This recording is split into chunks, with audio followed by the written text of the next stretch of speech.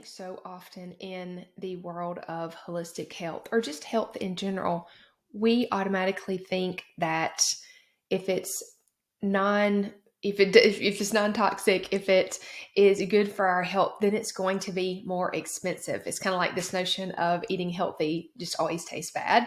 It's just kind of these connotations that we come to the table with and oftentimes have in the back of our mind. But today, I just want to give you a few examples of how healing does not have to break the bank. And I have a special surprise for you of a little PDF I made for 5 free, absolutely free things that are super impactful for our health that we can do really today. And so that is going to be in the description of this video. But I wanted to share just a few that may be on that sheet or also some that are not.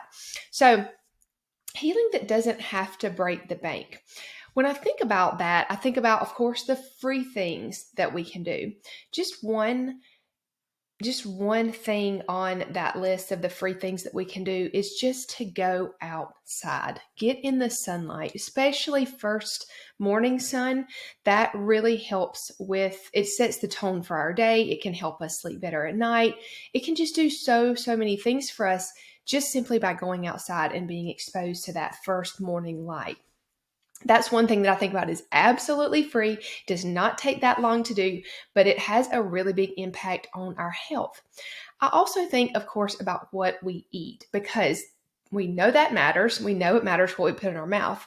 And yes, we can become obsessive with it. Not saying you should become obsessed with it. But I do think there are things that whenever we are in the kitchen and whenever we are thinking about bringing food into our home, that we can be really strategic about. One easy, really simple thing to just consider is the meat that you're buying. Of course, if you're watching this video, you probably know all of the things that you want to kind of look for when you think about buying meat. Obviously, local is best, and just some really great practices with the animals and how they treat them, and all of that really does matter. So if you're looking at bringing in really good meat, just get it on the bone. Something like chicken. Make sure it's not necessarily always chicken breast, but you buy some whole chickens or quartered chickens or whatever so you can utilize those bones for stock. That's just a really easy, simple, super simple thing. Whenever you cook the chicken, maybe you cook it in the crock pot and you take all the meat off, throw the bones back in there, put some water over it, and put it on for like 24 hours. And it's really as simple as that. You can have chicken stock, chicken broth.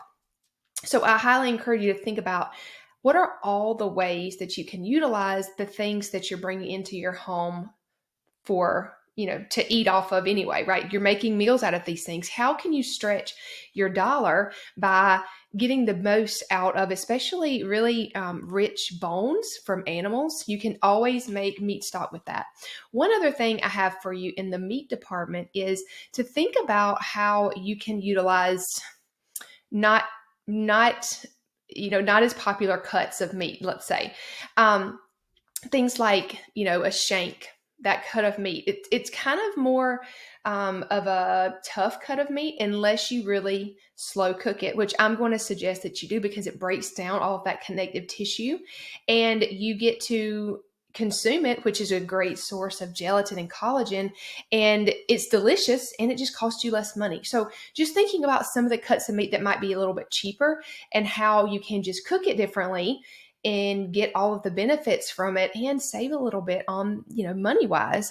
And of course, you've probably heard, especially on the meat side, is if you can't afford it and have the space to do it, it's just to buy like half a cow or a fourth of a cow.